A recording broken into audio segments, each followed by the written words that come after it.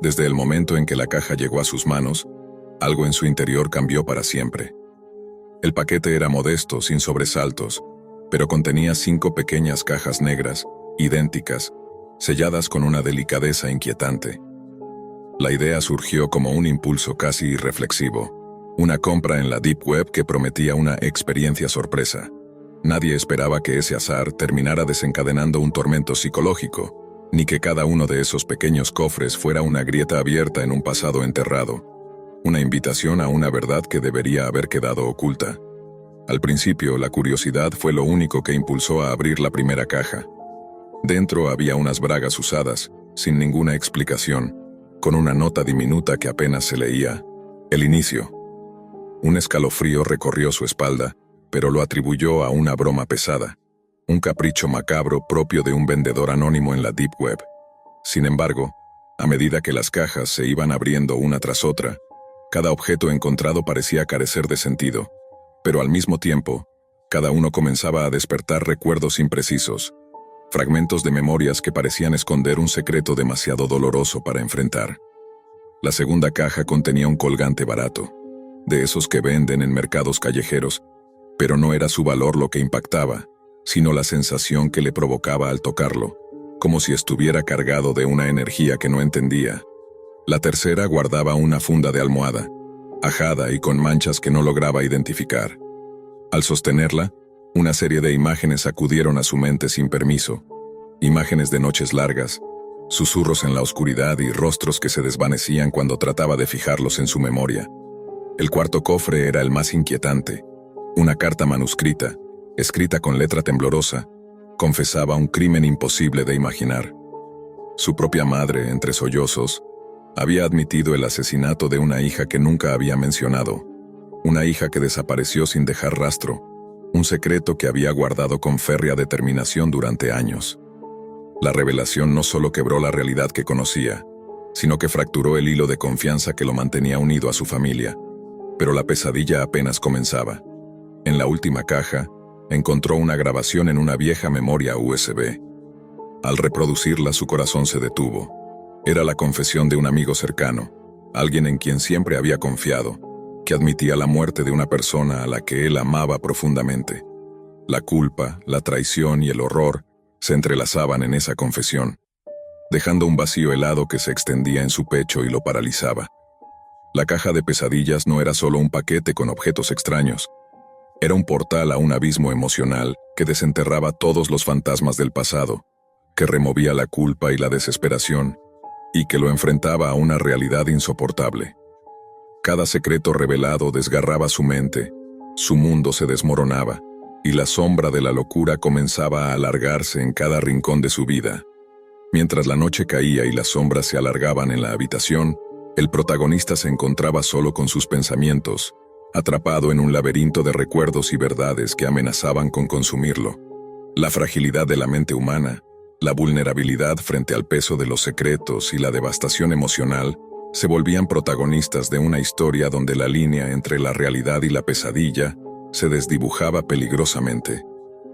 El aire parecía más denso, cada sonido se amplificaba, y la caja negra, todavía abierta sobre la mesa, parecía observador silencioso de aquel descenso hacia un abismo que nadie estaba preparado para enfrentar. La confianza en sus seres queridos se había roto, y la esperanza parecía desvanecerse en medio del terror psicológico que lo consumía. ¿Hasta dónde podía soportar la verdad? ¿Qué se escondía detrás de cada objeto, detrás de cada confesión? El protagonista sentía que cada respuesta lo arrastraba más profundo en un tormento que amenazaba con destruirlo. Desde el momento en que la caja llegó a sus manos, algo en su interior cambió para siempre. El paquete era modesto, sin sobresaltos, pero contenía 5 pequeñas cajas negras idénticas, selladas con una delicadeza inquietante. La idea surgió como un impulso casi irreflexivo, una compra en la Deep Web que prometía una experiencia sorpresa. Nadie esperaba que ese azar terminara desencadenando un tormento psicológico, ni que cada uno de esos pequeños cofres fuera una grieta abierta en un pasado enterrado. Una invitación a una verdad que debería haber quedado oculta. Al principio la curiosidad fue lo único que impulsó a abrir la primera caja. Dentro había unas bragas usadas, sin ninguna explicación, con una nota diminuta que apenas se leía. El inicio. Un escalofrío recorrió su espalda, pero lo atribuyó a una broma pesada. Un capricho macabro propio de un vendedor anónimo en la Deep Web. Sin embargo, a medida que las cajas se iban abriendo una tras otra, cada objeto encontrado parecía carecer de sentido. Pero al mismo tiempo, cada uno comenzaba a despertar recuerdos imprecisos, fragmentos de memorias que parecían esconder un secreto demasiado doloroso para enfrentar. La segunda caja contenía un colgante barato, de esos que venden en mercados callejeros, pero no era su valor lo que impactaba, sino la sensación que le provocaba al tocarlo, como si estuviera cargado de una energía que no entendía. La tercera guardaba una funda de almohada, ajada y con manchas que no lograba identificar. Al sostenerla, una serie de imágenes acudieron a su mente sin permiso. Imágenes de noches largas, susurros en la oscuridad y rostros que se desvanecían cuando trataba de fijarlos en su memoria. El cuarto cofre era el más inquietante. Una carta manuscrita escrita con letra temblorosa confesaba un crimen imposible de imaginar. Su propia madre, entre sollozos, había admitido el asesinato de una hija que nunca había mencionado, una hija que desapareció sin dejar rastro, un secreto que había guardado con férrea determinación durante años. La revelación no solo quebró la realidad que conocía, sino que fracturó el hilo de confianza que lo mantenía unido a su familia. Pero la pesadilla apenas comenzaba. En la última caja encontró una grabación en una vieja memoria USB. Al reproducirla, su corazón se detuvo. Era la confesión de un amigo cercano, alguien en quien siempre había confiado, que admitía la muerte de una persona a la que él amaba profundamente. La culpa, la traición y el horror se entrelazaban en esa confesión, dejando un vacío helado que se extendía en su pecho y lo paralizaba. La caja de pesadillas no era solo un paquete con objetos extraños, era un portal a un abismo emocional que desenterraba todos los fantasmas del pasado, que removía la culpa y la desesperación, y que lo enfrentaba a una realidad insoportable. Cada secreto revelado desgarraba su mente, su mundo se desmoronaba, y la sombra de la locura comenzaba a alargarse en cada rincón de su vida. Mientras la noche caía y las sombras se alargaban en la habitación, el protagonista se encontraba solo con sus pensamientos, atrapado en un laberinto de recuerdos y verdades que amenazaban con consumirlo. La fragilidad de la mente humana, la vulnerabilidad frente al peso de los secretos y la devastación emocional se volvían protagonistas de una historia donde la línea entre la realidad y la pesadilla se desdibujaba peligrosamente. El aire parecía más denso, cada sonido se amplificaba, y la caja negra, todavía abierta sobre la mesa, parecía observador silencioso de aquel descenso hacia un abismo que nadie estaba preparado para enfrentar. La confianza en sus seres queridos se había roto, y la esperanza parecía desvanecerse en medio del terror psicológico que lo consumía. ¿Hasta dónde podía soportar la verdad? ¿Qué se escondía detrás de cada objeto, detrás de cada confesión? El protagonista sentía que cada respuesta lo arrastraba más profundo en un tormento que amenazaba con destruirlo. Pasaron las horas y la habitación se volvió un escenario oscuro de sus peores temores. La mente comenzó a jugarle trucos, sombras que no estaban, susurros que parecían venir de las paredes. La caja, símbolo de su perdición, parecía contener no solo objetos, sino también ecos de voces que lo llamaban a recordar lo que había olvidado, a enfrentar aquello que había enterrado bajo capas de negación y miedo. Un recuerdo emergió, nítido y cruel. Una noche hace años, el grito ahogado de una niña que nunca debería haber desaparecido, y la impotencia de un joven que no pudo salvarla.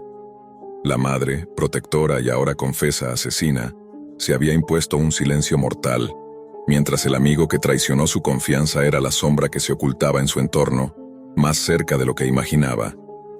El protagonista sintió que su realidad se fracturaba en 1000 pedazos. La sensación de pérdida era insoportable, un vacío tan grande que parecía absorberlo, pero también una furia fría, un deseo de entender, de confrontar, de buscar una verdad que quizás sería la última esperanza para encontrar algún tipo de paz. En medio de ese tormento, decidió enfrentarse a la madre. La conversación fue un duelo de emociones, lágrimas y confesiones. La madre habló de miedo, culpa y arrepentimiento, pero también de un amor retorcido que la había llevado a tomar una decisión monstruosa. El peso de esa confesión fue un golpe tan brutal que el protagonista sintió que su mundo se desmoronaba definitivamente. Luego la conversación con el amigo traidor fue aún más devastadora. La verdad salió a la luz como un puñal. La muerte de alguien a quien el protagonista había amado con toda su alma, y la implicación directa de ese amigo en esa tragedia. La traición no tenía límites ni perdón posible. Con cada palabra, cada recuerdo, cada objeto de la caja, el protagonista comprendió que ya nada sería igual. Los secretos que esa caja contenía no solo cambiaban su historia, sino que le robaban la posibilidad de un futuro tranquilo. Era una batalla interna que debía librar, una guerra contra sus propios demonios y contra aquellos que le habían causado tanto daño. Finalmente, en la soledad de aquella noche interminable, el protagonista comprendió que la caja era más que un conjunto de objetos. Era un símbolo de todo lo que estaba roto dentro de su familia, dentro de sí mismo. Sabía que debía decidir si dejarse consumir por el terror y la desesperación, o encontrar una manera de reconstruir lo que quedaba de su vida. Pero la oscuridad era profunda, y las cicatrices demasiado frescas. La caja de pesadillas había desenterrado secretos mortales, y en su corazón quedaba la certeza de que algunas verdades, una vez reveladas, no tienen vuelta atrás. En el vasto y peligroso universo de la Deep Web, donde lo prohibido se vende sin límites y las sombras ocultan secretos que desafían la razón, existe un mercado negro digital, donde la línea entre la realidad y el horror se desdibuja hasta desaparecer. Allí, en ese submundo virtual que pocos se atreven a explorar, un joven universitario llamado Mario se convierte en protagonista involuntario de una pesadilla que superará cualquier alucinación causada por la droga que buscaba. Mario era un estudiante común, con problemas comunes. Atrapado en el ciclo oscuro de la adicción a la cocaína, había visto cómo su vida se iba deshaciendo poco a poco, entre fiestas, ansiedades y promesas rotas. Una noche, ya cansado de la precariedad del mercado callejero y temiendo ser atrapado, decidió aventurarse más profundo en la red, buscando algo que lo alejara del infierno habitual. Silk Road, un mercado negro en la Deep Web conocido por su anonimato y variedad. Sin embargo, lo que encontró allí no era solo un simple vendedor, sino un enigma envuelto en una leyenda macabra. Un proveedor con el alias Dr. Mortem. Su perfil era inquietante, pero tenía miles de valoraciones positivas, y una extraña aura de misterio que despertó la curiosidad y la desconfianza a partes iguales. Decidido a no perder la oportunidad, Mario compró un paquete con un polvo blanco que prometía ser la mejor cocaína del mercado. Al recibirlo, la primera impresión fue rara. El polvo era de un blanco casi fantasmal, casi demasiado puro para ser cierto, pero la experiencia comenzó al instante. Apenas inhaló la sustancia, sintió una quemadura intensa en sus fosas nasales, mucho peor que cualquier otra vez. El ardor era insoportable, y pronto apareció la sangre. La hemorragia nasal no cesaba, y su cuerpo empezó a reaccionar de forma extraña, con dolores de cabeza punzantes y náuseas profundas. Desesperado, Mario recurrió a su amiga Ana, una microbióloga dedicada a la investigación en salud pública, a quien siempre confiaba cuando algo relacionado con sustancias químicas le preocupaba. Ana, intrigada y preocupada, tomó una pequeña muestra del polvo para analizarla en su laboratorio improvisado. Lo que descubrió no solo rompió cualquier hipótesis lógica, sino que abrió una puerta a un terror inimaginable. La sustancia no era cocaína ni ningún derivado químico conocido. El polvo estaba compuesto principalmente por hueso humano pulverizado, mezclado con fragmentos microscópicos de vidrio molido. El hallazgo era grotesco, como si se hubiera triturado la esencia misma de la muerte para fabricar una droga. El impacto emocional de esa revelación dejó a Ana muda por unos segundos, y luego desató una urgencia. ¿Quién estaba detrás de esta aberración? Decidieron entonces investigar al vendedor, al misterioso Dr. Mortem. Utilizando rastros digitales, pistas en la Dark Web y una red de informantes anónimos, comenzaron a reconstruir el mapa de una operación mucho más siniestra de lo que imaginaron. La pesquisa los llevó a un cementerio clandestino, una tumba sin nombre donde los cuerpos de los clientes del mercado negro desaparecían sin dejar rastro. Se rumoraba que este cementerio no solo enterraba a los caídos, sino que aprovechaba sus restos para elaborar una droga falsa y letal, vendiéndola a incautos consumidores como Mario. No era solo un negocio macabro, sino un ritual de canibalismo moderno disfrazado de narcotráfico digital. La teoría se confirmó cuando encontraron que Dr. Mortem era el seudónimo de alguien que controlaba esa fosa común oculta, un operador entre la vida y la muerte que comercializaba huesos humanos triturados bajo la máscara de un narcotraficante. Mario, aterrorizado pero decidido a escapar de ese ciclo infernal, decidió dejar las drogas. Con ayuda de Ana, comenzó un proceso de desintoxicación y alejamiento del mundo que lo había consumido. Sin embargo, a pesar de su esfuerzo y aparente éxito, una sombra seguía acechándolo. Meses después de aquel último pedido y después de haber cortado todo contacto con el mercado negro, Mario recibió un paquete anónimo sin remitente. Dentro un sobre con una nota escrita con letra temblorosa que decía: «Los huesos de tu amigo Joel saben mejor. Prueba la nueva fórmula». Joel había sido su compañero de universidad, y más que eso, un amigo cercano. Había desaparecido una semana antes sin dejar rastro, y nadie parecía saber qué había pasado. Mario sintió un escalofrío recorrer su espalda, la amenaza velada de una muerte silenciosa, o peor aún, la posibilidad de que Joel ya formara parte de ese espantoso ciclo. El mensaje del doctor había sido claro.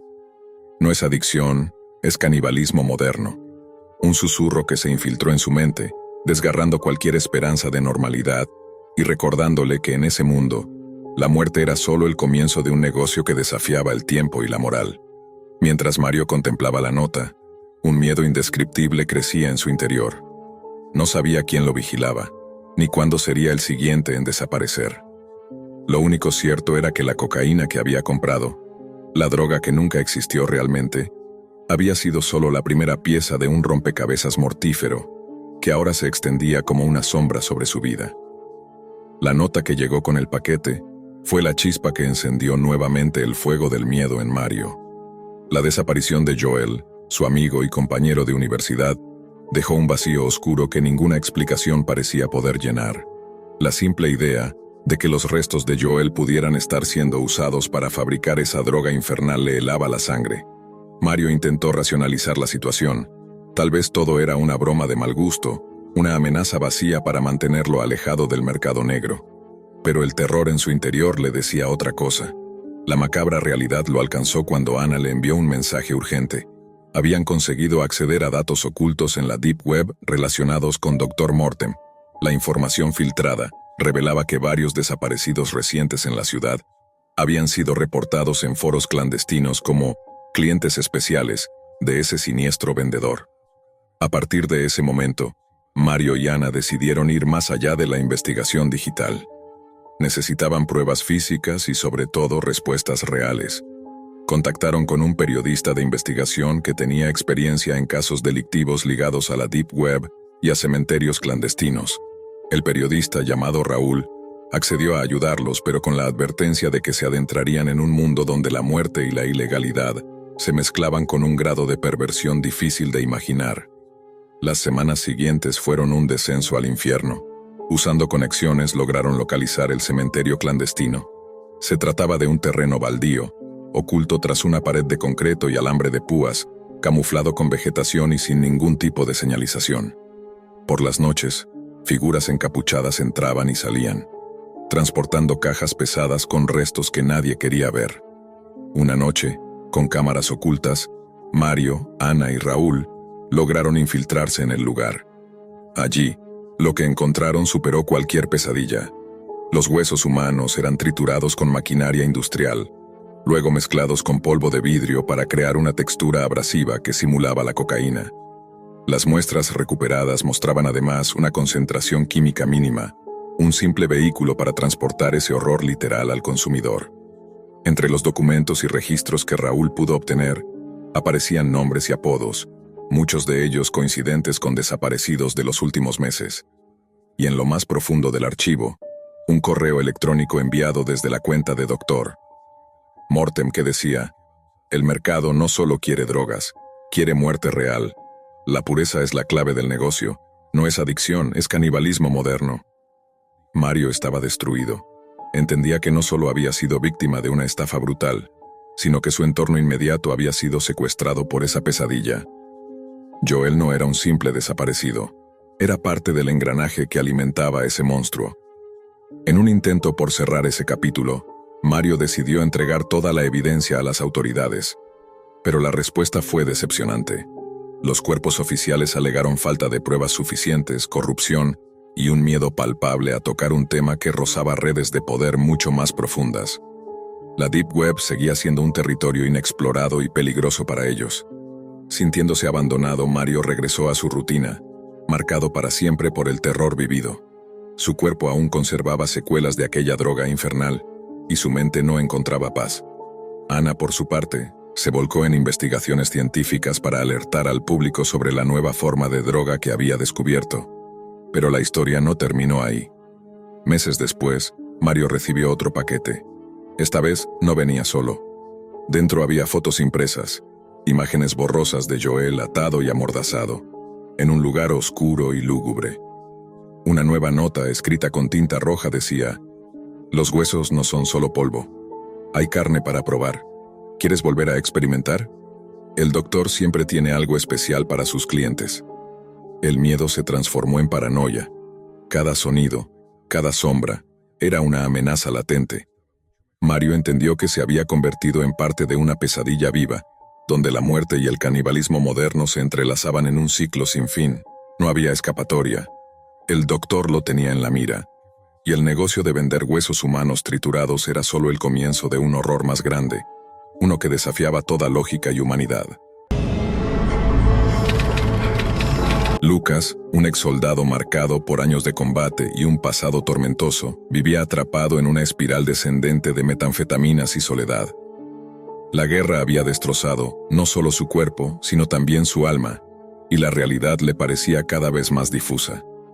Una noche, navegando en los rincones más oscuros de Internet, encontró un sitio en la Deep Web que prometía algo inimaginable: poder y dinero a cambio de tareas secretas, casi imposibles de rechazar para alguien como él. El sitio tenía un aura siniestra, una interfaz fría y calculadora que no dejaba lugar a dudas. No se trataba de un juego, sino de un negocio macabro. Lucas, impulsado por su desesperación y la necesidad de escapar de su miseria, decidió inscribirse. Pronto le asignaron una prueba: demostrar su capacidad para seguir órdenes y ejecutar un encargo sin cuestionamientos. El día de la prueba, Lucas fue llevado a un lugar desolado, una vieja nave industrial olvidada, donde fue testigo de una escena escalofriante. Frente a sus ojos, un hombre fue ejecutado sin piedad por uno de los operadores del sitio. La violencia era cruda, sin máscaras ni disfraces. Aquella muerte fue la confirmación brutal de lo que estaba entrando. Un mundo donde la vida valía lo que pagaran, y la moral era solo una palabra sin significado. Aceptado oficialmente en la organización, Lucas comenzó a entrenar bajo la tutela de Seth, un enigmático francés que le relató su propia historia de cómo el tráfico humano y la oscuridad de la Deep Web lo habían convertido en un asesino a sueldo. Seth no mostraba arrepentimiento ni duda. Para él, todo era un negocio. Lucas absorbió la fría lógica de su mentor, aprendiendo a acechar, vigilar y eliminar objetivos con precisión y sin remordimientos. Con cada misión, Lucas sentía cómo su humanidad se desvanecía, reemplazada por una máquina implacable que solo respondía a las órdenes que recibía por canales cifrados. Ya no había espacio para la duda o la compasión. Cada trabajo era un paso más hacia un abismo del que no podía volver. En ese mundo paralelo de la Dark Web, la Deep Web se transformaba en un terreno donde la corrupción no tenía límites, y Lucas, el exsoldado caído, se convirtió en un arma mortal sin nombre ni rostro, destinado a matar y desaparecer en las sombras, mientras su conciencia se sumergía en un silencio helado. Con el paso del tiempo, la rutina de Lucas se volvió una danza macabra entre la vigilancia constante y la ejecución meticulosa.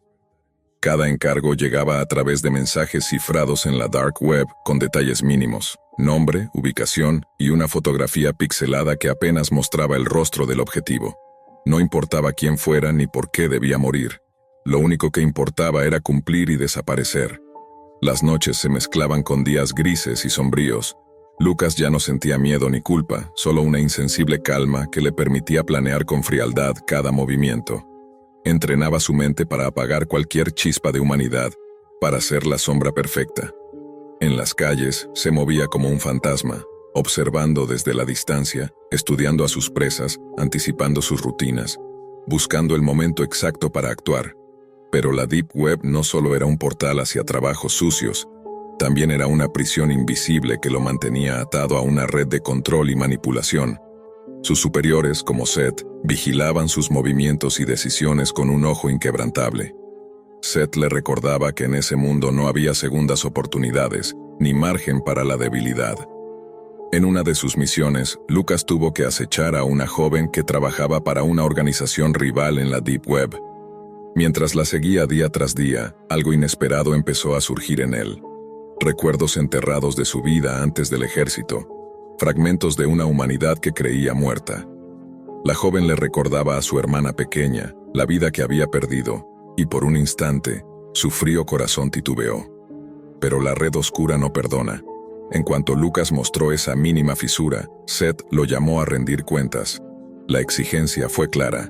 Debía elegir entre su humanidad o su lugar en la organización. La presión se convirtió en una tormenta interna, un combate silencioso entre el hombre que fue y la bestia en la que se estaba convirtiendo. Cada vez que cumplía una misión, sentía que la oscuridad lo devoraba un poco más, dejando solo a un asesino a sueldo cuya única razón de existir era la muerte que distribuía. La Deep Web no era solo un lugar de ocultamiento, sino un pozo sin fondo donde la moralidad se desintegraba y la corrupción se volvía ley. La noche se convirtió en el único refugio de Lucas, un espacio donde sus demonios parecían menos pesados bajo la frágil luz de la luna. Sin embargo, en el fondo de su mente, una voz persistente le recordaba que ya no podía escapar de la red que lo había atrapado. La Deep Web se había transformado en su prisión, un laberinto de secretos y muerte del que no existía salida visible. Seth, su mentor y verdugo, representaba la figura autoritaria que marcaba cada paso que Lucas debía dar. No solo era un asesino consumado, sino también un símbolo de lo que él podía llegar a ser si se entregaba completamente al abismo. Seth le contaba historias de otros reclutas como él, caídos y absorbidos por completo por la oscuridad, sin más esperanza que la del siguiente encargo. Aquí no hay héroes ni villanos, le repetía con voz grave, solo sombras que venden su alma por un precio. Cada misión tenía su propio peso, una carga invisible que poco a poco desmoronaba los restos de humanidad que aún habitaban en Lucas. En ocasiones, las víctimas no eran más que personas comunes. Un padre que luchaba por mantener a su familia, una madre que soñaba con un futuro para sus hijos, un hombre que simplemente estaba en el lugar equivocado en el momento equivocado. Pero para la organización, esas historias no existían.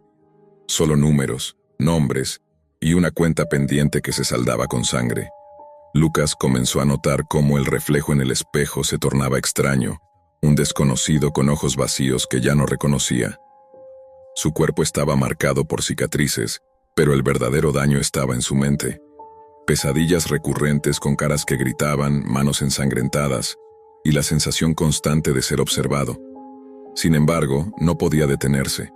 El miedo a lo que podría ocurrir si fallaba o mostraba debilidad era más fuerte que cualquier otro impulso.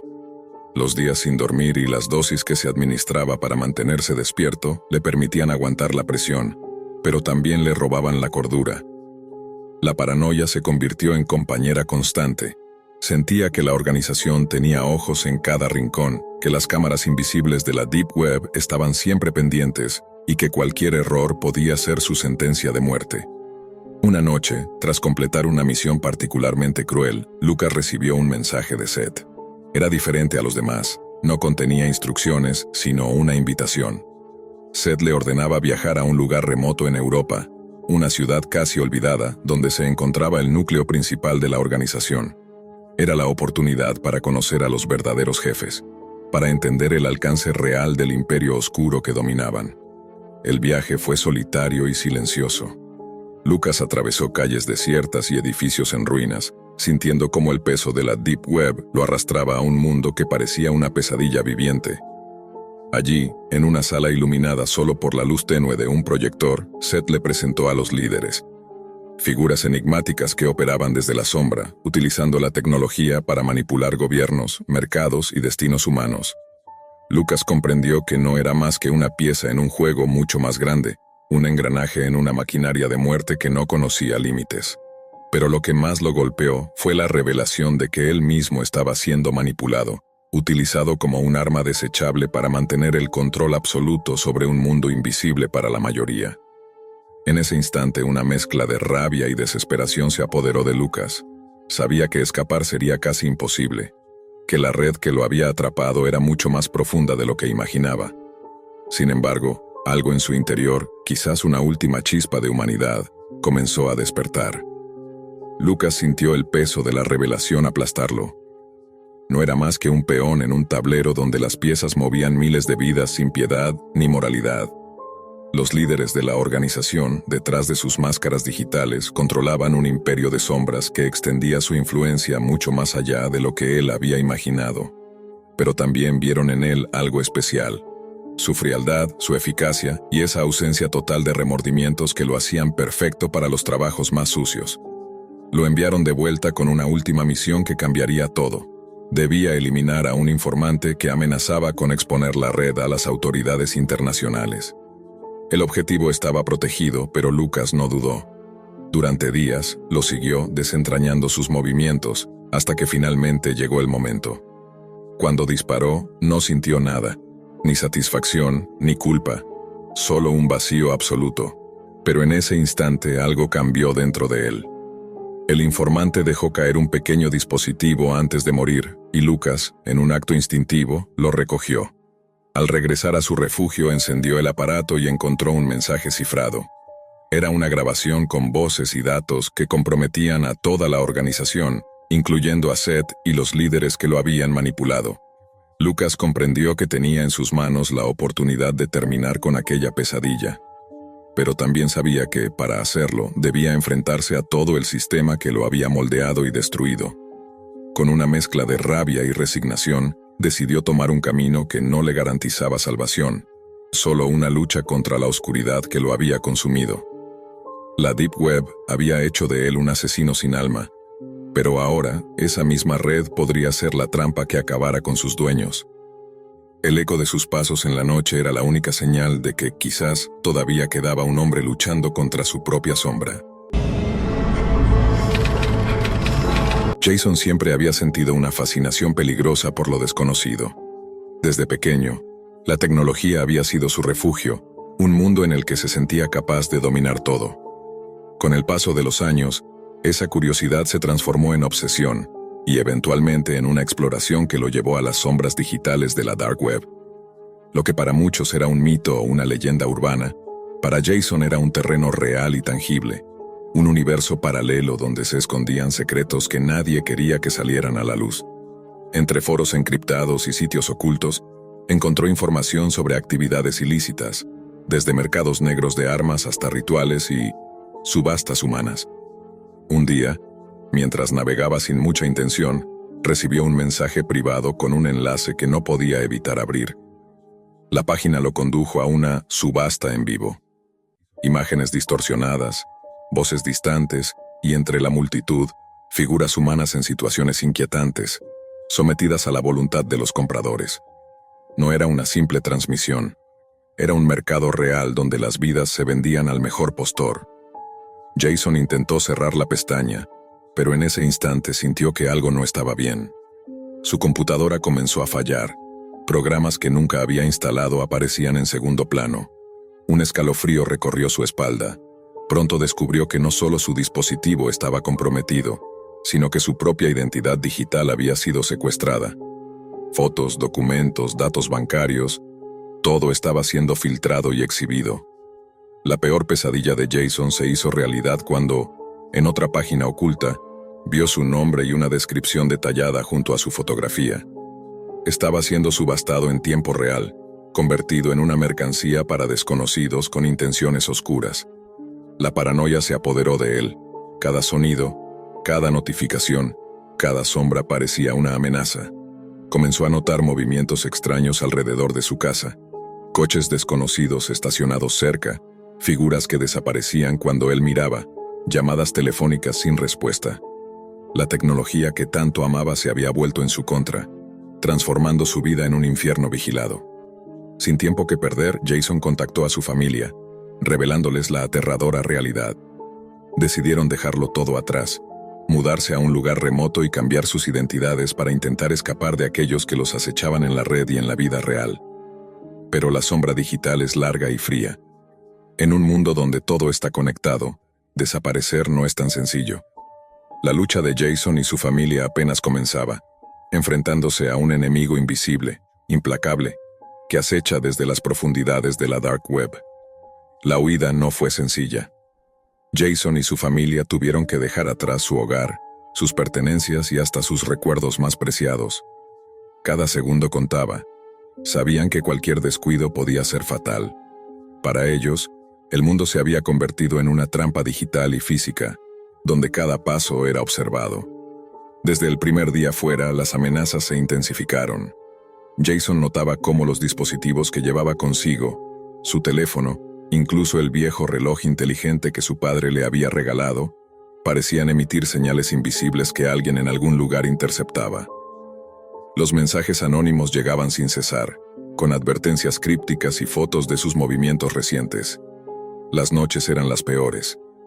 La familia apenas dormía, y el miedo se colaba en cada habitación. Jason trataba de mantenerse firme, pero la ansiedad lo consumía. Sabía que, más allá del terror, su única esperanza era encontrar una manera de contraatacar, de recuperar su vida y su libertad.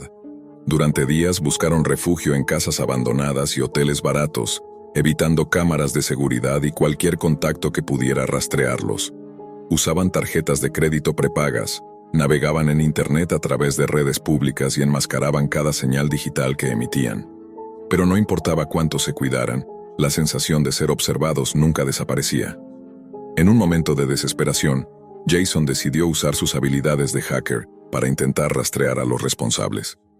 Sus dedos corrían frenéticos sobre el teclado en una habitación oscura, mientras intentaba penetrar los muros de anonimato que cubrían las operaciones detrás de la subasta humana. Pero cuanto más profundizaba, más claro le quedaba que estaba enfrentando una red organizada, con recursos casi ilimitados y una vigilancia que parecía anticipar cada uno de sus movimientos. En una de esas noches recibió un mensaje distinto. Un video corto donde aparecía su familia, dormida en el refugio improvisado. La imagen se desvanecía con una voz digitalizada que decía: «No puedes esconderte. No eres solo un perfil en la web, estamos aquí». El terror se convirtió en realidad palpable. Jason comprendió que ellos ya no eran solo víctimas en una pantalla, sino presas en un juego macabro donde cada segundo contaba para sobrevivir. El camino hacia la salvación era incierto y oscuro, pero Jason sabía que no podía rendirse. Si quería proteger a los suyos y recuperar su identidad, tendría que adentrarse aún más en la oscuridad de la Dark Web, enfrentarse a sus demonios y desvelar los secretos de esa subasta humana antes de que fuese demasiado tarde. Jason, a pesar del miedo que lo consumía, tomó la decisión más arriesgada de su vida: entrar de nuevo en la Dark Web para encontrar el origen de la subasta y destruir esa red desde dentro. Sabía que era una misión casi suicida, pero era la única manera de recuperar su libertad y la de su familia. Con una mezcla de astucia y desesperación, creó identidades digitales falsas, utilizó conexiones encriptadas y comenzó a rastrear los movimientos de los operadores de la subasta. Poco a poco, fue reuniendo fragmentos de información, servidores ocultos en países con poca regulación, perfiles falsos y comunicaciones codificadas que apuntaban a un grupo clandestino dedicado al tráfico humano y la explotación en línea.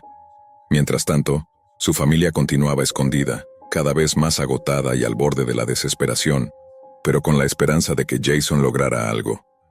La tensión se volvía insoportable, pues la vigilancia parecía intensificarse y la sombra de sus perseguidores se hacía más cercana. Finalmente, después de días de insomnio y trabajo incansable, Jason encontró una pista crucial: la ubicación física de uno de los centros desde donde operaban las subastas. No solo eran criminales digitales, también tenían presencia real y violenta. Sin pensarlo dos veces, decidió actuar. Contactó con las autoridades de manera anónima, enviando pruebas irrefutables que había recopilado. Al mismo tiempo, planificó una última jugada: infiltrarse en una transmisión en vivo de la subasta para provocar un caos digital que pudiera desbaratar la red. Llegado el día, Jason entró en la sala virtual. Su corazón latía con fuerza mientras veía en la pantalla rostros humanos en peligro, subastados a compradores sin rostro ni escrúpulos. Con rapidez y habilidad lanzó un virus que bloqueó la transmisión y expuso la información de todos los implicados a las autoridades. La reacción fue inmediata. La policía realizó redadas en diferentes puntos, logrando rescatar a varias víctimas y arrestar a los principales responsables. La operación fue un éxito, pero para Jason y su familia el peligro no desapareció de inmediato. Aún debían reconstruir sus vidas y vivir con la cicatriz de lo que habían vivido. Aunque las cámaras se apagaron y el acecho digital disminuyó, Jason sabía que la Dark Web seguía ahí, latente y lista para atrapar a la siguiente víctima. Pero también sabía que, gracias a su valentía, había salvado muchas vidas y frenado, al menos por ahora, una de las redes más oscuras y crueles que existen. La historia de Jason no era solo un relato de terror, era un recordatorio de que en los rincones más oscuros de Internet, el peligro es real, y la lucha por la libertad puede ser la batalla más dura de todas. Esta historia no empieza en una escena de crimen convencional ni en una sala de interrogatorios. Comienza en lo más profundo de la Deep Web, en un rincón donde el dolor se convierte en espectáculo, la mutilación es arte y la voluntad humana es manipulada hasta romperse. Un mundo donde los límites del consentimiento se desdibujan y donde el cuerpo deja de ser sagrado para transformarse en moneda de cambio, trofeo o experimento. En ese abismo digital operaba un hombre que no gritaba ni amenazaba, pero cuya presencia bastaba para torcer mentes y destruir vidas. Su nombre era Marius Gustafsson, un noruego afable, de sonrisa tranquila y modales corteses. Desde un departamento ordinario en Tottenham, Londres, construyó un imperio de horror disfrazado de comunidad alternativa. Su plataforma, unmakermaker.com, no figuraba en buscadores ni aparecía en redes sociales. Solo podía accederse mediante invitación codificada a través de foros ocultos, con puertas abiertas solo a los que buscaban lo más extremo, lo más inhumano y lo más irreversible. Todo comenzó con una denuncia que parecía una broma de mal gusto. Un hombre llamó a la policía afirmando que había sido castrado voluntariamente en una cocina, sin anestesia, y que el procedimiento fue transmitido en vivo para miembros de un canal secreto. Nadie en la comisaría sabía cómo reaccionar. Algunos pensaron que era un delirio psicótico, pero lo que parecía una fábula grotesca se transformó en una de las investigaciones criminales más inquietantes del Reino Unido. Lo que encontraron no solo desafiaba la ley, desafiaba la moral, la ética y los propios cimientos de la salud mental. La policía llegó a su puerta sin saber exactamente lo que iban a encontrar. En su sala, no había signos visibles de crimen. No había sangre, ni gritos, ni cuerpos. Solo cámaras de alta definición, luces quirúrgicas improvisadas, frascos de vidrio con etiquetas y una cocina tan pulcra como impersonal. Pero en los estantes había cosas que ningún ser humano debería ver jamás. Tarros con penes disecados, testículos flotando en líquidos conservantes y pequeños moldes con nombres escritos a mano. Greg, Tom, Uli, Nathan. Cada nombre tenía una historia, cada órgano un ritual.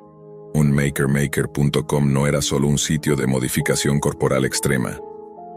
Era una red estructurada con niveles de membresía, pagos en criptomonedas y una jerarquía de acceso que recompensaba a los más entregados. Desde amputaciones supervisadas en vivo hasta tutoriales sobre cómo mutilarse en casa, pasando por foros donde se compartían recetas para preservar genitales, el sitio ofrecía una experiencia progresiva de degradación. A medida que los usuarios subían de nivel, ganaban acceso a los videos más grotescos, muchos de ellos grabados por el propio Marius, quien no solo era el administrador, sino también el cirujano, el mentor espiritual y para muchos, el dios de su pequeño culto digital. Durante los primeros meses de investigación, los agentes no podían creer que todo fuera real. ¿Cómo alguien lograba convencer a otros de renunciar a su virilidad en nombre de un ideal? ¿Qué clase de trauma, de vacío o de deseo enfermizo podía empujar a un hombre a pedir que lo castraran en una transmisión en vivo, con emojis aplaudiendo en un chat cifrado? La respuesta estaba en la manipulación lenta, meticulosa y afectiva que Marius desplegaba con cada nuevo miembro. No gritaba, no obligaba, no chantajeaba, seducía con ideas. La pureza a través de la mutilación, la libertad que nace del dolor, la redención en la anulación del deseo. Para quienes estaban perdidos, solos o quebrados, Gustafsson ofrecía sentido. y lo hacía desde la oscuridad de la Deep Web, donde ningún algoritmo censura y donde las pesadillas se comercializan como fetiches de élite. Pero esto no era solo un hombre perturbado con seguidores leales. Era una estructura criminal con ramificaciones en más de 20 países, decenas de cómplices, y un catálogo de videos que incluía prácticas tan extremas como la zoofilia, la mutilación infantil y el canibalismo ritual. Porque lo más perturbador de todo era lo que hacía con los restos. Marius los mostraba, los conservaba y a veces los consumía. Durante una transmisión privada se le vio preparando una ensalada. Sonreía ante la cámara. Explicaba los ingredientes como si estuviera grabando un programa de cocina alternativo, y en un frasco, etiquetado con el nombre Mikkel, sacó lo que claramente era un pene humano. Lo cortó en rodajas, lo aderezó con vinagre balsámico y dijo, con acento nórdico: algunos creen que esto es canibalismo, yo lo llamo comunión. Y al otro lado de la pantalla, cientos de miembros comentaban en vivo.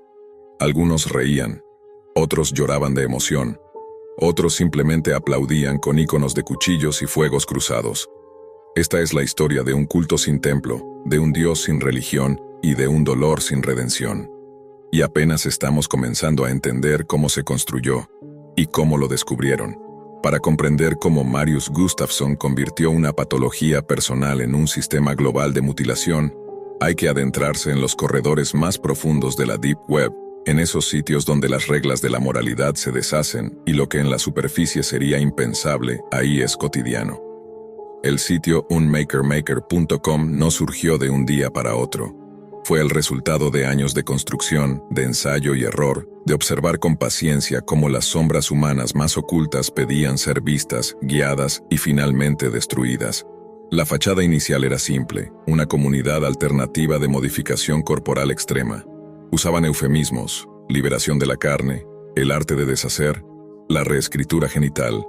Las imágenes del portal principal eran estilizadas, casi clínicas. Había testimonios grabados con buena iluminación, fondos blancos, música instrumental suave.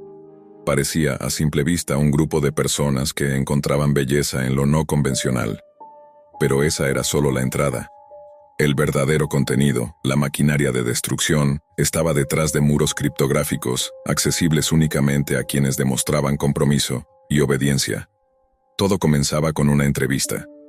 El aspirante llenaba un formulario en la red Tor, incluyendo preguntas que parecían diseñadas más para examinar su fragilidad emocional que su motivación estética. ¿Alguna vez has deseado desaparecer? ¿Te molesta tener deseo sexual? ¿Has sentido que tu cuerpo te traiciona? Si las respuestas coincidían con el perfil buscado, hombres con historia de trauma, represión sexual, disforia o autoodio, recibían una clave temporal para entrar al primer nivel. Ahí comenzaba el adoctrinamiento. Los nuevos usuarios eran llamados unborns, no nacidos. Se les animaba a participar en foros donde compartían sus inseguridades, sus traumas, sus deseos más oscuros. Nadie juzgaba.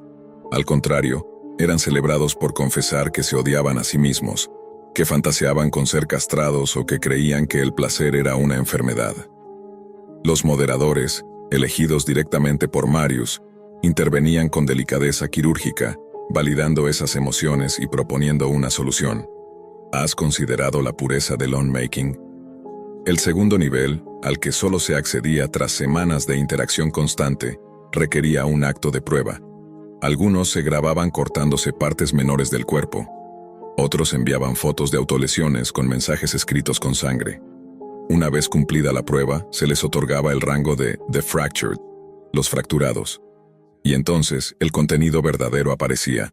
Videos grabados con 3 cámaras, planos limpios, imagen nítida, audio sin errores. Todo parecía preparado con la precisión de una producción profesional. Se veían cuerpos desnudos, anestesia inexistente, cuchillas quirúrgicas esterilizadas con alcohol en una cocina doméstica. El propio Marius guiaba cada procedimiento, a veces como cirujano, otras como instructor. Daba instrucciones pausadas, hablaba en voz baja e incluso preguntaba con ternura al mutilado: ¿estás listo para liberarte? Y cuando la respuesta era afirmativa, la escena seguía su curso sin cortes.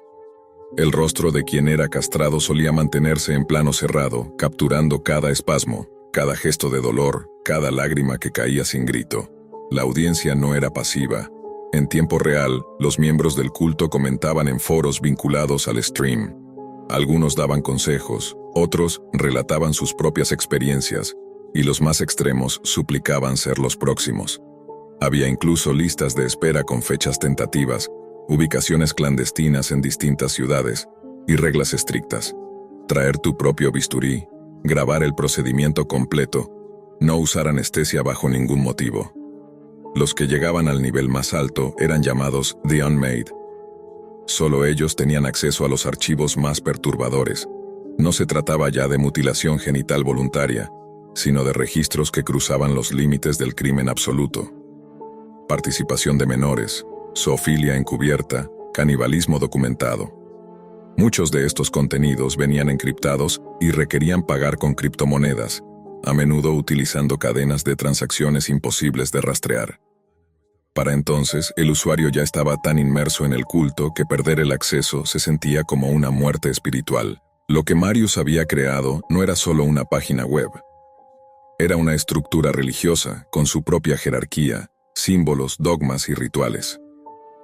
Incluso había un documento fundacional conocido como la Sutura del Alma, un manifiesto de más de 200 páginas donde se explicaban los principios del unmaking, que el dolor redime, que el deseo corrompe, que el cuerpo es una cárcel y que solo quien se despoja de él encuentra la iluminación.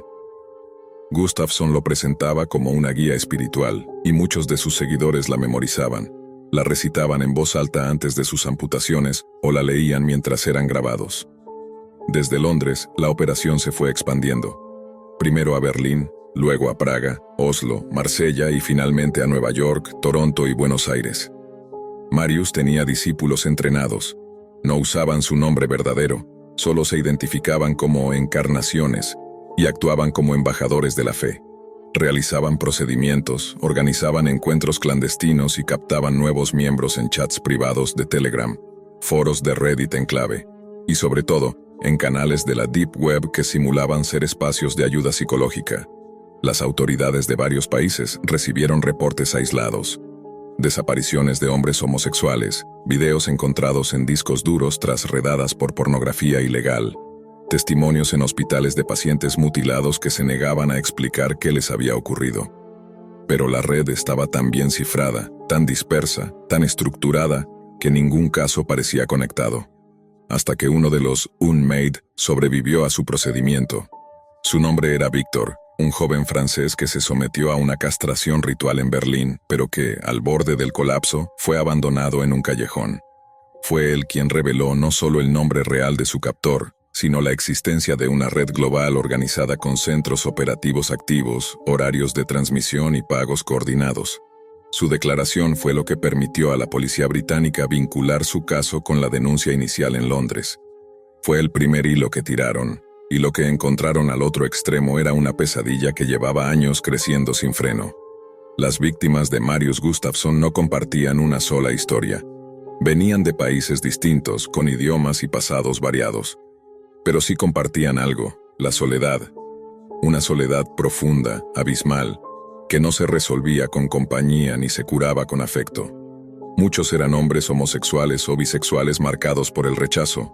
Otros eran sobrevivientes de abusos, pacientes con trastornos disociativos, depresivos crónicos o simplemente individuos que no encontraban un lugar en el mundo. El culto no los secuestraba físicamente, los atrapaba psicológicamente. Marius lo sabía y lo explotaba con maestría. Todo comenzaba con un diálogo íntimo, que no parecía predador. Gustafsson se presentaba como mentor, como hermano mayor, como alguien que entendía lo que nadie más entendía. Había estudiado psicología básica y usaba conceptos distorsionados de filosofía existencialista y budismo para justificar la mutilación como vía de trascendencia. Para algunos, el mensaje era hipnótico. El cuerpo es lo que nos condena. Si destruyes lo que te hace pecar, serás libre. En cada conversación había compasión, escucha activa, validación, y entonces, cuando el vínculo se solidificaba, venía la sugerencia: ¿por qué no vas más allá? ¿Por qué no dejas atrás lo que te hace daño? Muchos lloraban de alivio. Sentían que alguien por fin los entendía, que su odio hacia sus genitales, hacia su placer, hacia sí mismos, tenía un propósito. Y cuando aceptaban, Marius los elevaba. Los llamaba valientes, puros, profetas del nuevo orden del dolor. Les ofrecía una comunidad que los celebraba por su deseo de anularse, de extirparse, de silenciar su carne. Mientras tanto, las autoridades británicas comenzaban a entender la magnitud de lo que enfrentaban. La denuncia inicial había sido procesada como una rareza más, un crimen bizarro y aislado, pero la declaración de Víctor, el joven francés abandonado, cambió el enfoque. La Policía Metropolitana de Londres decidió involucrar a la Unidad de Crímenes Cibernéticos de Europol. Se armó un equipo multidisciplinario, agentes encubiertos, analistas de comportamiento, expertos en criptografía y técnicos en rastreo de la red Tor. El objetivo: infiltrarse en el corazón de unmakermaker.com sin alertar al monstruo que lo dirigía. Tardaron 8 meses. Crearon identidades falsas, perfiles con historias de trauma convincentes, y se infiltraron en los niveles iniciales de la comunidad. Lo que encontraron los dejó en shock. No era un simple foro de sadismo, era un culto funcional, con líderes regionales, horarios de liturgia digital y hasta un calendario sagrado con fechas simbólicas para sacrificios genitales. Una vez dentro, los agentes detectaron los servidores raíz. Se encontraban distribuidos por Islandia, Rusia y Malasia, con nodos espejo en servidores alquilados por criptomoneda. Cada video estaba cifrado con múltiples capas y se utilizaban técnicas de fragmentación digital para que ningún archivo estuviera completo en un solo punto. Los pagos eran imposibles de rastrear, salvo por un error. Uno de los moderadores aceptó una transacción de prueba desde una wallet no completamente anónima. Ese pequeño descuido abrió la puerta a una operación global. Durante semanas, los agentes mapearon las transmisiones en vivo. Una de ellas fue decisiva. El rostro de Marius apareció parcialmente reflejado en el cristal de una lámpara quirúrgica. Usando un algoritmo de reconstrucción facial sobre la imagen borrosa, pudieron confirmar su identidad. El siguiente paso fue coordinar una redada que no solo lo detuviera a él, sino que capturara simultáneamente a los cómplices clave en otras ciudades europeas. El 20 de marzo de 2020, una fuerza conjunta de Scotland Yard, Interpol y Europol ejecutó la operación. Entraron al departamento de Tottenham a las 4:13 de la madrugada. Encontraron a Marius dormido, rodeado de frascos de vidrio alineados como trofeos. En la cocina había restos recientes. En el congelador, un contenedor etiquetado como consagración próxima. En su laptop, aún abierta, había una transmisión pausada con la frase: "Todo dolor tiene sentido si es eterno". Lo que vino después fue un infierno administrativo y legal. Las autoridades no podían creer lo que estaban viendo. Se incautaron más de 6.000 videos, 28 frascos con restos humanos, y documentación cifrada sobre más de 200 procedimientos realizados en distintas partes del mundo. La plataforma contaba con 22.000 miembros activos, y al menos 350 de ellos habían pasado por alguna forma de mutilación ritual. Algunos de los cómplices detenidos eran médicos sin licencia, otros eran simplemente fanáticos que habían convertido su devoción por Marius en una cruzada personal. En Marsella, una pareja había construido un sótano quirúrgico en su propia casa. En Oslo, un ex-enfermero realizaba castraciones a cambio de acceso exclusivo a los videos más atroces. En Nueva York, un hombre operaba como reclutador en foros LGTB, camuflado como coach espiritual. Pero nada fue tan espeluznante como el testimonio de uno de los seguidores más antiguos. Egon, un alemán que había entregado voluntariamente sus testículos en 2017.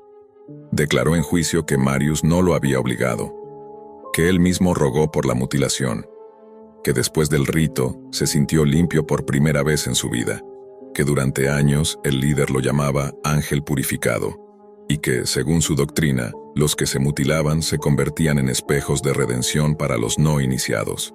Marius Gustafsson fue declarado culpable de múltiples delitos: distribución de pornografía extrema, mutilación agravada, asociación criminal, canibalismo ritual, abuso infantil y liderazgo de una organización dedicada al crimen digital transnacional. Fue condenado a cadena perpetua sin posibilidad de libertad condicional.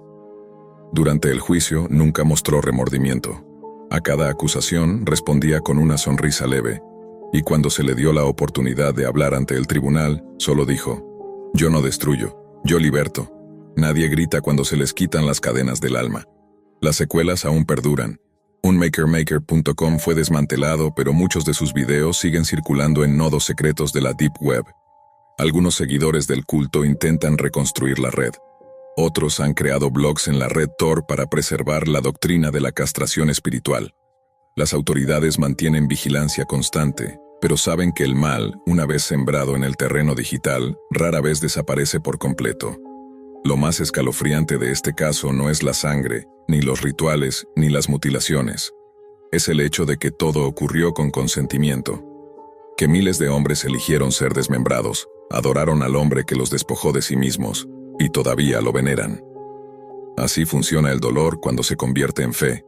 Así opera el culto cuando nace en las entrañas de la Deep Web. Nunca pensé que un simple clic cambiaría mi vida para siempre. Era solo una chica de 16 años, curiosa, un poco aburrida, navegando sin rumbo por internet cuando apareció ese enlace. Vistas hipnóticas. Lo encontré en un foro oscuro, perdido entre páginas olvidadas de la Deep Web. Sin saber realmente qué esperaba, hice clic. Lo primero que vi fueron imágenes fugaces, un parpadeo de destellos rojos, manchas de sangre que se colaban en mi visión, como si mi mente intentara resistirse a verlas. En segundos la pantalla quedó en negro y apareció un mensaje simple, helador: buena suerte.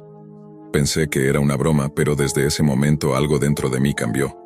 Al día siguiente desperté con un dolor de cabeza insoportable, un martilleo constante que parecía venir de algún lugar profundo en mi cerebro. Pero no era solo eso. También sentí un impulso, una necesidad irracional, de violencia que no podía controlar. En la escuela intenté ignorarlo, pero cuando Anthony se me acercó para preguntarme por un proyecto, todo explotó. Sin pensarlo, tomé el lápiz que tenía en la mano y... fue como si otra persona tomara el control. El lápiz cortó su cuello y la sangre salió a borbotones. La gente gritaba, pero yo solo sentía el frío vacío de alguien que había cruzado una línea que no podía deshacer. Esa noche no dormí. Volví a buscar en la Deep Web, esa hueva oscura de la que había oído susurros. Encontré el sitio, la página escondida que nadie más parecía conocer. Allí me esperaban 5 reglas grabadas en la pantalla, como una sentencia. 1. Termina lo que empezaste o morirás en 4 meses. 2. Tómate tu tiempo o el dolor empeorará. 3. No te atrapen. 4. Deja una señal, una foto grabada en la frente. 5. Estás hecho para continuar el trabajo de otro. No entendía qué significaban ni quién me las había puesto. Pero el dolor en mi cabeza seguía creciendo, y la voz dentro de mí susurraba cada vez más fuerte. Pasaron años. Para cuando cumplí 26, ya no era la misma. Me había convertido en una sombra, alguien que no controlaba sus actos, una asesina en serie que empezaba por Anthony, el primero que pagó el precio. Nunca uso redes sociales. ¿Cómo entonces tenían esa foto mía? Esa pregunta me persigue cada día, mientras la Deep Web me llama para continuar un juego del que no puedo escapar. Las semanas después del ataque a Anthony se convirtieron en un infierno silencioso. Cada vez que cerraba los ojos, veía destellos de imágenes rápidas y sangrientas, como flashes que mi mente no podía apagar. El dolor en mi cabeza era como un tambor que retumbaba sin cesar, pero peor aún, sentía que esa fuerza oscura que había despertado dentro de mí me empujaba a seguir, a terminar lo que había empezado. No sabía quién ni qué estaba detrás de todo aquello, solo sabía que no podía detenerme. Busqué respuestas en foros oscuros, en chats secretos, hasta que una noche, navegando sin rumbo por la Deep Web, apareció otra vez esa página. La Hueva Oscura. Me recibió con un texto nuevo, una especie de bienvenida fría y distante. Has aceptado el pacto. La sangre llama a la sangre. El dolor es solo el principio. No había forma de salir. Intenté borrar cualquier rastro, pero cada vez que lo hacía, una notificación aparecía en mi teléfono. Una foto mía, tomada en momentos donde creía estar sola, sin cámaras, sin testigos. No uso redes sociales. ¿Cómo tenían esa foto mía? Me repetía mientras el miedo me consumía. Poco a poco las reglas de la Hueva Oscura se volvieron claras, aunque no menos aterradoras. La primera: termina lo que empezaste o morirás en 4 meses. Era una sentencia de muerte, una cuenta regresiva que sentía en cada latido. No cumplir con el juego significaba que yo sería la próxima víctima. La segunda regla: tómate tu tiempo o el dolor empeorará. La violencia no era solo un impulso, era una tortura constante. Si no actuaba, la presión en mi cabeza se hacía insoportable, como si miles de agujas me atravesaran el cráneo.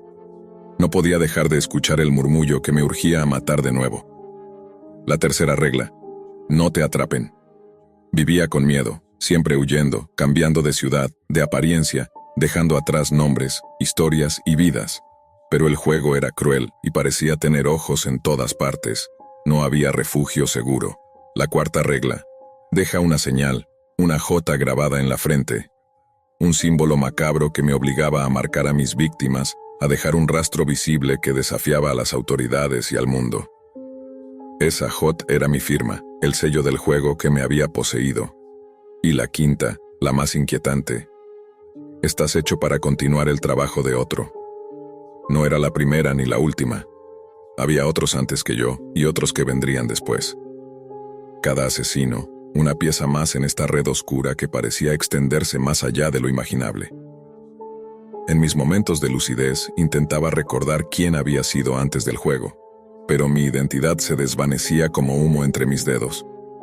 Los recuerdos se mezclaban con pesadillas y la línea entre realidad y locura era cada vez más difusa. A pesar de todo, había algo en la hueva oscura que me llamaba, una fuerza imposible de resistir. Cada vez que pensaba en abandonar, un mensaje aparecía: ¿estás lista para continuar? La oscuridad no perdona. Así viví, atrapada entre la realidad y el abismo, entre la vida y la muerte, sabiendo que mi destino estaba sellado en la Deep Web.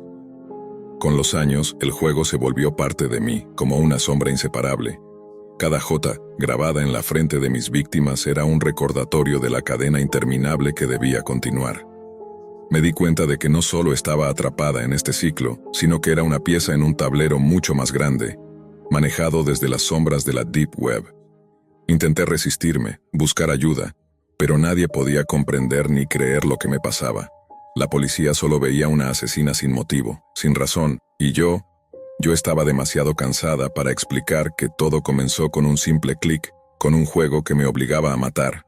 La frase que me perseguía más que nada apareció en un mensaje que rompió todas mis certezas. No uso redes sociales. ¿Cómo tenían esa foto mía? Esa pregunta no solo era una paranoia, era la evidencia de que no estaba sola. Alguien o algo vigilaba cada paso, cada movimiento, cada pensamiento. Una noche decidí entrar por última vez a la hueva oscura, buscando respuestas o quizá el final del tormento. La página estaba diferente, más oscura, como si la misma Deep Web me estuviera esperando. Apareció un nuevo mensaje: has cumplido con tu parte. Ahora el juego cambia. Tu turno terminó, pero la cadena sigue. ¿Quién tomará tu lugar? En ese instante comprendí la cruel verdad. No hay escapatoria. No soy la creadora ni la dueña de este juego. Solo una jugadora más, obligada a pasar la antorcha a la siguiente víctima. Y así, la rueda sigue girando, imparable. Porque en la hueva oscura, nadie está realmente a salvo. Y la muerte no es el final, es solo el principio.